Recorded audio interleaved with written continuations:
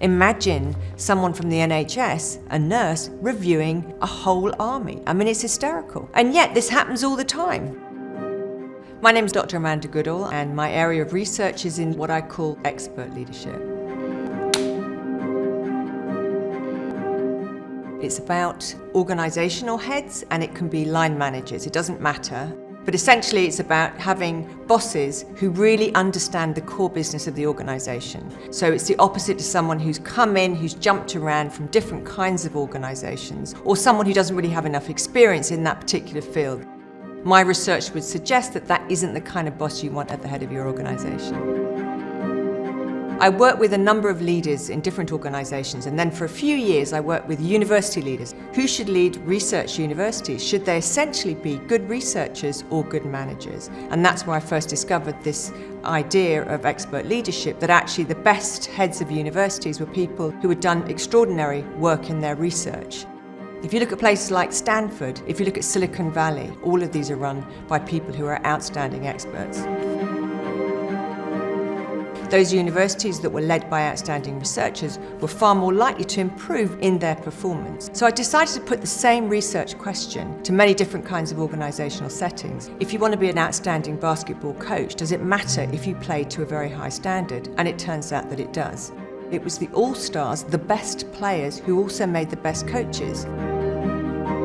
So what is it about expert bosses? Firstly, this is not an elitist thing. In actual fact, it doesn't matter where you work in an organisation. It could be a janitor in a hospital who's stopping people from getting infected. Their expert knowledge is just as important as a hairdresser. I want someone who knows what they're doing when I go and get my hair done, especially when I go and get my hair done, actually. So if you took your car and the guy or the woman who owned the garage said, the engineers are not around at the moment, but I've got a great couple of painters and decorators, do you mind if they work on your car? You'd be quite shocked. And yet, for some reason, we allow governments and organisations to put total inexperts in charge of things. This was also supplemented by a kind of democratisation of information. On social media, for example, if I make an opinion about driving a car, no one can tell whether I know more than anybody else. My opinion is kind of equalised, and that's a problem. The people that shout the loudest often get heard. Differentiating expert knowledge from just kind of anyone's opinion becomes very, very difficult to do.